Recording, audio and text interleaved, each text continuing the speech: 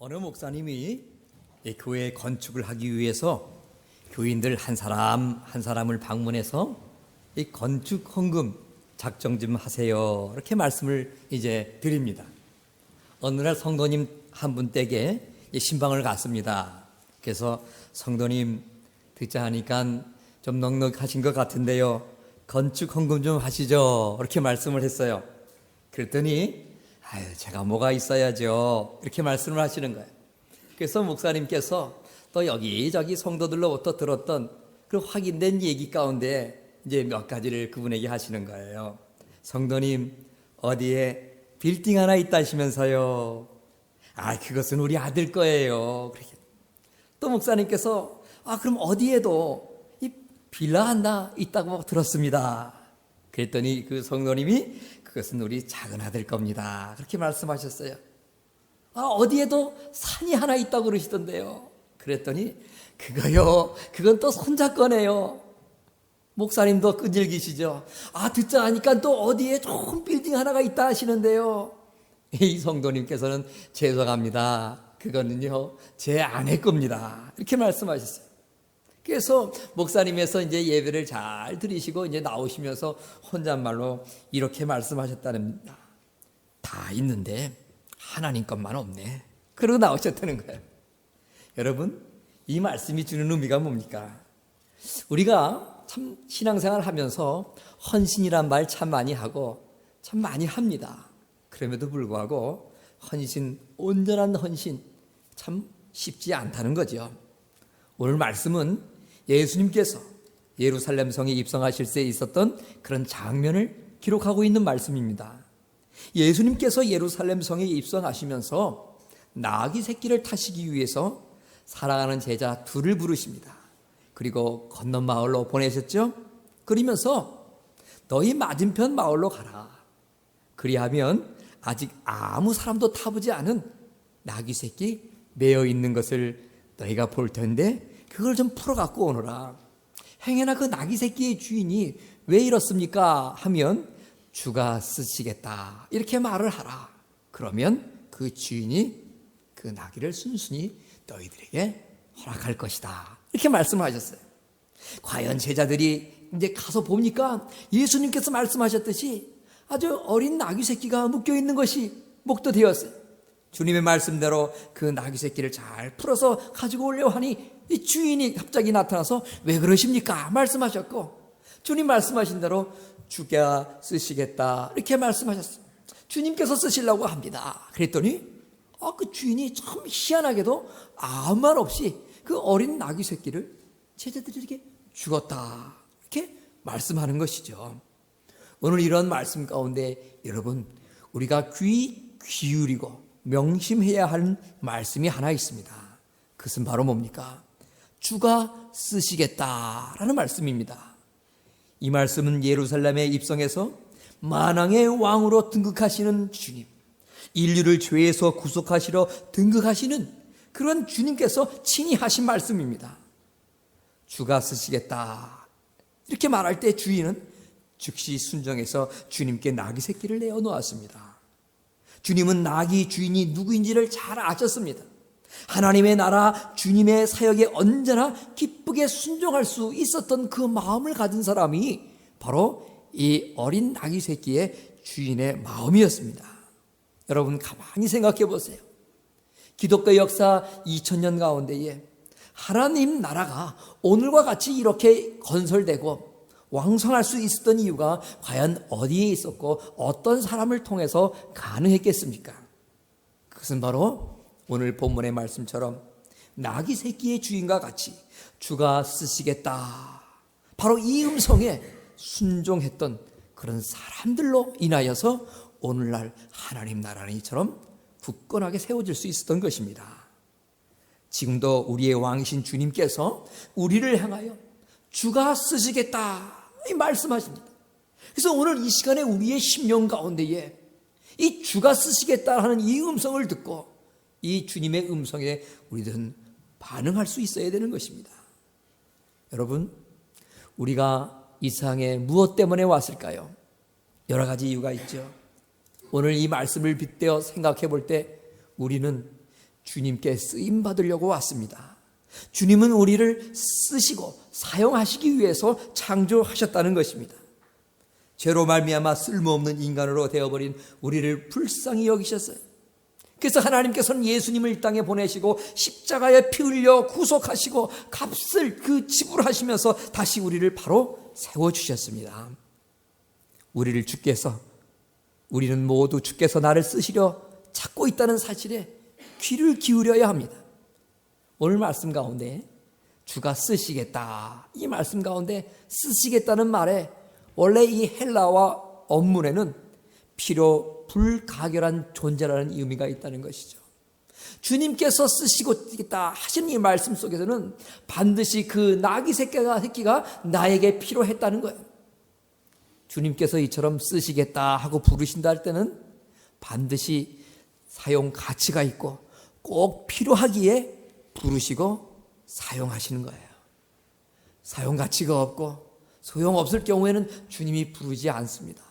그런데 주님께서는 오늘 이 나귀 새끼를 주가 쓰시겠다 하라 말하고 가져오라고 하신 것처럼 오늘 저와 여러분 모두를 향하여서 주가 쓰시겠다 하는 마음을 가지시고 저와 여러분들을 부르신다 이 말이에요. 그것은 왜 그럴까요? 저와 여러분 하나하나가 모두 다 예수님 앞에 소중한 존재고 함께 하나님 나라 건설을 위하여 소중하게 쓰임받을 수 있는 귀한 하나님의 종들이기 때문에 그런 것입니다. 세상 사람들이 살아가면서 저와 여러분 가운데에 여러 가지 욕망이 있습니다. 그 가운데 하나 늘 자주 말씀드리지만 무엇입니까? 죽지 않고 영원히 살고 싶은 마음이에요. 오래오래 살고 싶어하는 마음 모두에게 있습니다. 또 한 가지 모든 사람에게 보편적으로 있는 욕망 가운데 이런 것이 있다고 해요. 뭘까요, 여러분? 어느 곳엔가 누구에겐가 기여하는 사람 되고 싶다는 것입니다.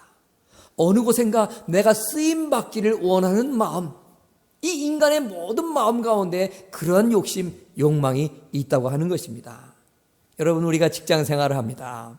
왜 합니까? 물론 돈을 벌어서 먹고 살기 위해서도 직장 생활을 하지요.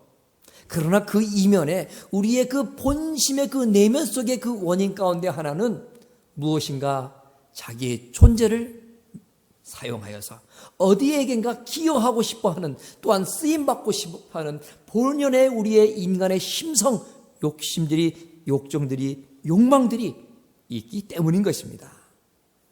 우리는 자신이 누구에게 쓰임받고자 하는가에 대해서 자신을 잘 파악할 수 있어야 됩니다. 우리는 하나님으로부터 쓰임받는 사람이라는 사실을 특별히 우리는 더욱더 기억해야 합니다.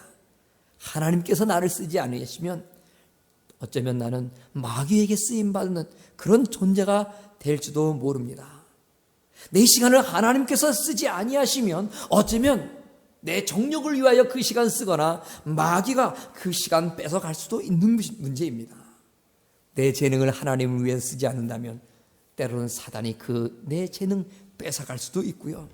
나의 물질을 하나님께 쓰지 않으면 세상의 정욕을 위하여서 허비하게도 하고 탕진하게도 사단이 합니다. 내 육체가 하나님을 영광을 위해 살지 않는다면 우리는 이 세상 속에 헛된 것을 위하여 나의 육체를 사용할 수 있을 수도 있습니다. 주가 쓰시겠다 하라, 이 말씀하십니다. 우리 주님께서 내가 너를 쓰려고 택하였노라, 내가 너를 쓰려고 불렀노라, 내가 너를 쓰려고 죄에서 구속했노라, 이 말씀하신다 이 말입니다. 우리를 사용하고 있는 주인이 누굴까요, 여러분? 여러분, 우리가 회사 들어가서 인정 없고 포악한 주인 만나보십시오. 일할 만 나겠습니까? 삶이 힘들어지기 시작합니다. 그러나 여러분, 우리가 직장 생활하고 비즈니스의 종업원으로 또 아르바이트로 해서 좋은 주인 만났다고 생각해 보십시오. 그 주인 통해서 큰 위로도 받고요, 삶이 즐거움 또 생기기도 합니다. 그런데 우리의 영원하신 주인이신 주님, 자비와 긍휼과 비전을 가지고 나를 살피시는 주님께서 나를 쓰셔서 영광을 받으신다 하신다는 것입니다. 세상 사람들은 때로는 자신을 위해서 저와 여러분, 남들을 이용하고자 하는 마음 많이 갖고 있습니다. 그리고 쓸모가 없어질 때는 때로는 가차없이 버리기도 합니다. 그러나 우리 주님은 우리를 위해서 우리를 영광스러운 존재로, 행복한 존재로, 창조적인 존재로 만들기 위해서 우리를 버리지 아니하십니다. 끝까지 당신이 희생하면 희생하셨지, 주님께서 친히 눈물을 흘리시고 고통을 당하면 당하셨지, 우리를 배반하지 아니하시고 우리를 버리지 아니하시고 끝까지 우리를 불러서 사용하는 분이 우리의 영원한 주인 대신 주님이시라 하는 것입니다. 그러기에 우리는 더욱더 주님을 바라볼 수 있어야 됩니다. 그리고 우리 주님께서 쓰시겠다 하시고 가장 나약한 나귀 새끼를 타신 것을 우리는 눈여겨보아야 합니다. 예수님은 보잘것없는 것, 아무도 눈여겨보지 않는 나귀 새끼를 타고 예루살렘 성으로 입성을 하셨습니다. 때로는 우리는 살면서요, 자기 자신을 약한 자로 여길 때가 많이 있습니다. 쓸모없는 자로 자신을 부정해버리면서 살아갈 때가 많이 있습니다. 나는 가진 것도 없다, 나는 재능도 없어, 내가 배웠으면 얼마나 배웠을까 하면서 자신을 약화시키고 열등감을 가지며 살아갈 때가 많이 있습니다. 그러나 주님은 우리에게 중대한 교훈 하나를 주십니다. 나는 나귀 새끼를 타고 있다. 하나님의 아들 왕으로 인류를 구원하기 위하여 지금 예루살렘 성에 입성하고 있지만 나를 봐라, 나는 연약한 나귀 새끼, 이것 하나 의지하고 들어가고 있지 않느냐.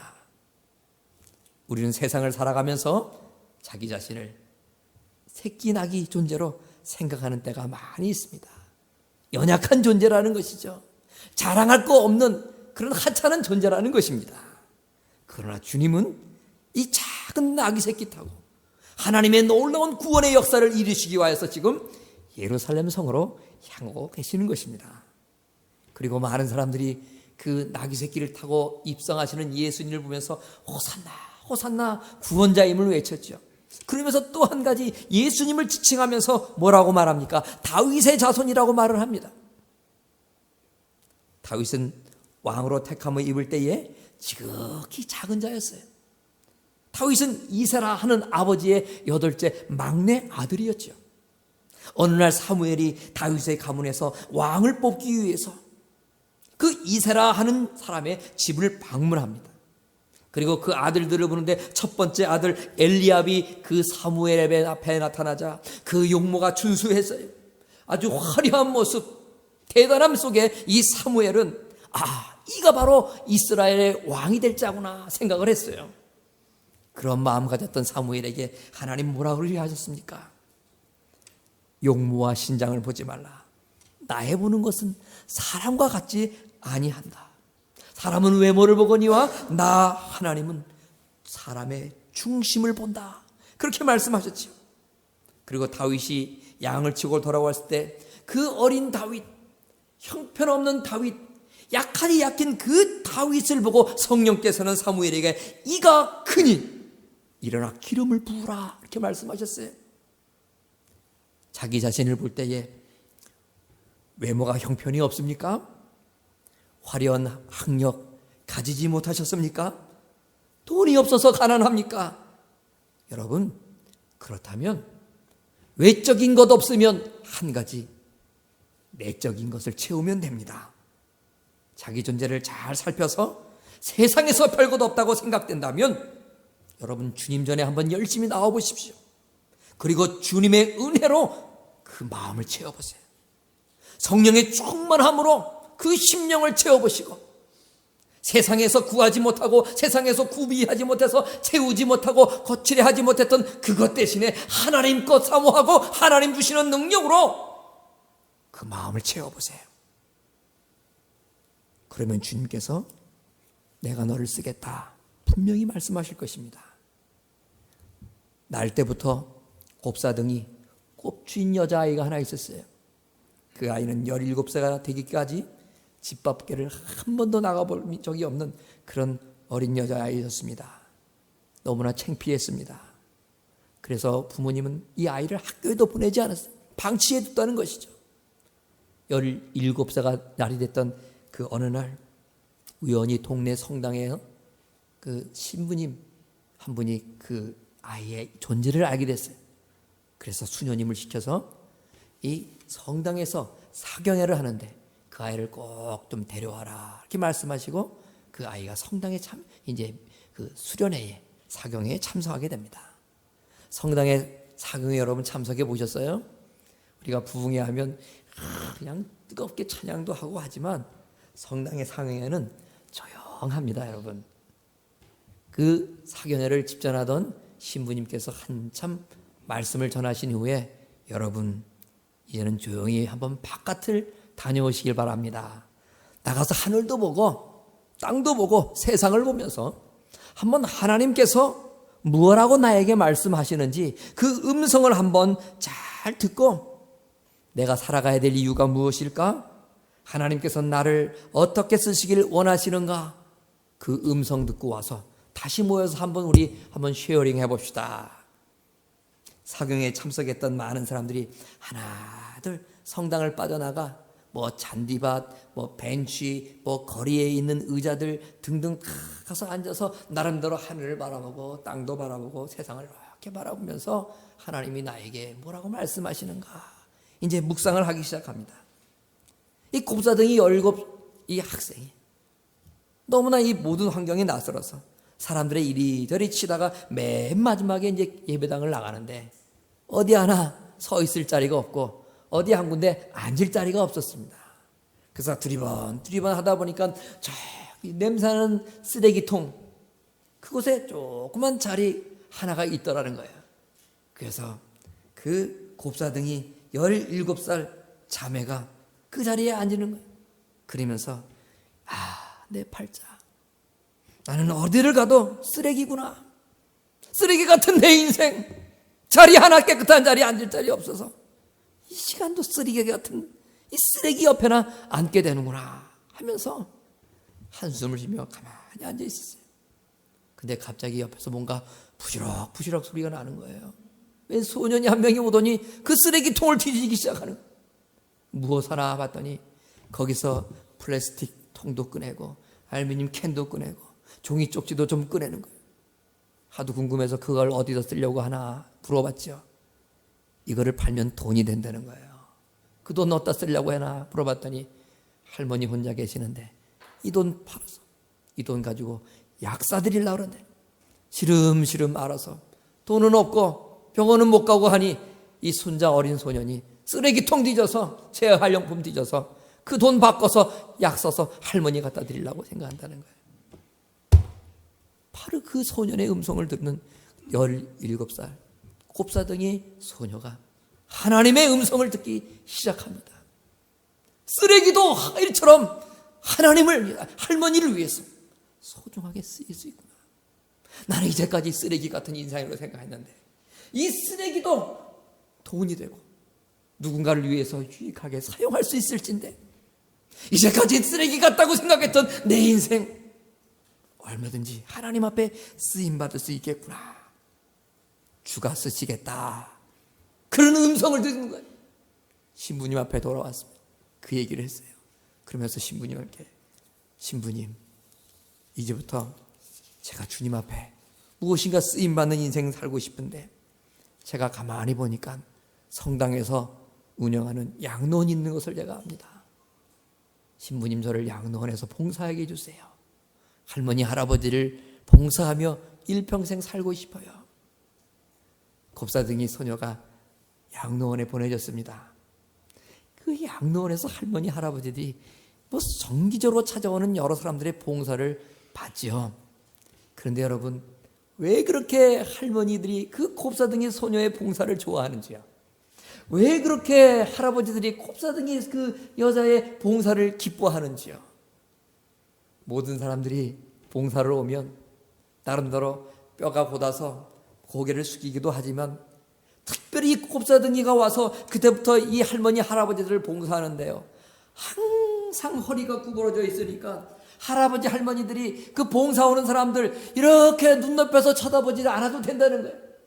언제나 허리 구부러진 곱사등이 그 자매가 오면 눈높이가 늘 같은 거니까는 그 사람들 그냥 편안하게 받아보면서 그 자매님과 할머니, 그 자매님과 그 할아버지의 눈높이가 똑같아. 그래서 편안한 마음으로 불편하게 이렇게 고개를 지르지 않고도 얼마든지 그 곱사등이 자매의 그 봉사를 받을 수 있어서 몸이 편해요. 점점 마음이 편해요. 순전한 마음으로 정성을 다하는 그 곱사등이 17살 그 자매의 봉사가 너무너무 귀하고 아름다웠다는 거예요. 더 이상 그 자매는 곱사등이가 아니었죠. 이 어르신들을 위하여 보내주신 하나님의 천사였습니다. 여러분, 나는 이래 나는 저래 비관하며 사랑할 때에 그 인생은 이 곱사등이 17살 소녀의 예전의 인생 쓰레기 같은 존재가 될 수밖에 없지요. 그러나 쓰레기 같은 나도 하나님 앞에 정말 쓰일 수 있구나 생각할 때는 천사와 같이 그 어르신들을 대접했던 귀한 소녀, 우리도 얼마든지 천사와 같은 하나님 앞에 쓰임받는 존재가 될 수 있는 것입니다. 여러분, 모자란 내 자신 그것 때문에 낙심하지 마십시오. 주께서 쓰시겠다. 주님께서 쓰시겠다. 우리를 향하여 부르시는 그 음성을 들으십시오. 지난날 과거에 주일학교 부장을 했는데 이제 나이가 들어서 아이들이 자꾸 싫어합니다. 그래서 이분은 아이들의 교실에 사물들을 조용히 정리하며 지낸다고 합니다. 평생의 성가대원이었던 그분이 음성이 이제 나이가 들으니까 자꾸 쇠해졌습니다. 그래서 그분은 조용히 매 예배 때마다 빈자리를 빠지지 않고 채우며 살아간다고 합니다. 여러분, 우리는 어떤 모양으로든지 주님께서 쓰시고자 할 때에 쓰실 수 있고 또한 쓰실 수 있도록 해야 하는 것입니다. 아무 쓸모없는 고물 인생, 폐품 인생이라고 생각한다면 주여, 이 고물과 같은 인생, 폐품과 같은 인생, 쓰레기 같은 인생 주님 사용해 주세요 하고 기도해야 될 줄 믿습니다. 요단강 계곡에 아름드리 나무 세 그루가 있었답니다. 산들바람 살랑살랑 부는 어느 날 이 세 나무가 자신들의 그 부푼 청혼의 꿈 이야기를 서로 나누었어요. 한 나무가 말합니다. 나는 예루살렘 성전의 들보나 기둥이 돼서 수많은 사람들이 참배하러 오는 것을 바라보면서 위로를 얻으며 살 거야. 두 번째 나무가 말합니다. 나는 지중해 유람선이 되어서 수많은 사람들이 타고 즐기는 것을 보며 살 거야. 조용히 있던 세 번째 나무가 말을 하지요. 나는 큰 나무가 되어서 가지를 뻗고 수많은 사람들이 산에 오를 때에 내 그늘 아래 쉬어가면서 나를 쳐다볼 때마다 저 푸르른 하늘을 보며 살 수 있도록 그렇게 돕는 인생을 살 거야. 어느 날 옥수가 산에 올라와서 나무를 찍어대는데 그만 이 세 그루도 영락없이 목수의 그 도끼자루에 펴지고 말았어요. 그리고 예루살렘 성전으로 가고자 했던 첫 번째 나무는 예루살렘 말구에 가서 말에 밥통이 되고 말았습니다. 그런데 여러분, 이게 웬일입니까? 그런 어느 날 마구간에서 아기 예수가 태어납니다. 그리고 그 말 밥통 그 위에 눕습니다. 두 번째로 큰 유람선이 되겠다는 나무, 이리저리 패어지고 잘라지고 쓰러져서 작은 돛담바가 됩니다.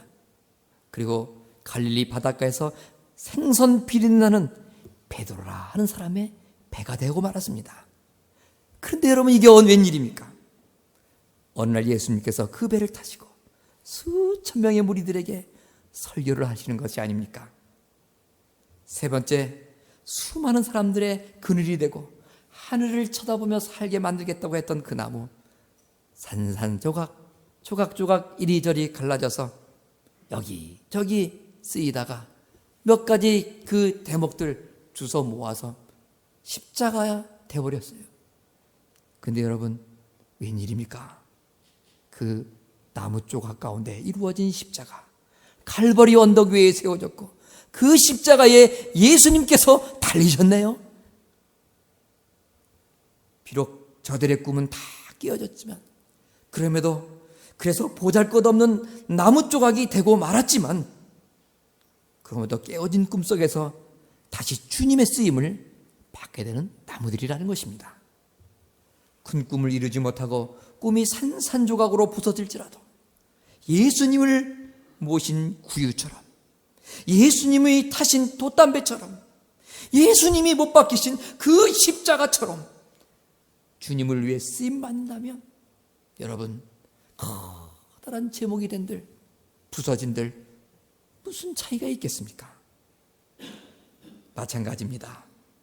우리가 아무리 쓸모없는 존재랄지라도, 아무리 허물 많은 존재일지라도 오늘 본문의 나귀 새끼와 같이 내가 주님의 등에 주님을 태우기만 한다면, 내 자신을 주님께서 쓰시기만 한다면, 주님의 그 손에 아무리 연약하다 할지라도 내가 붙잡히기만 한다면 우리 모두의 인생은 비록 작고 비록 부족할지라도 하나님의 나라를 위해 쓰임받는 또 하나의, 또 한 명의 영광스러운 작은 어린 나귀 새끼와 같은 존재가 될 줄로 믿습니다. 기도하겠습니다.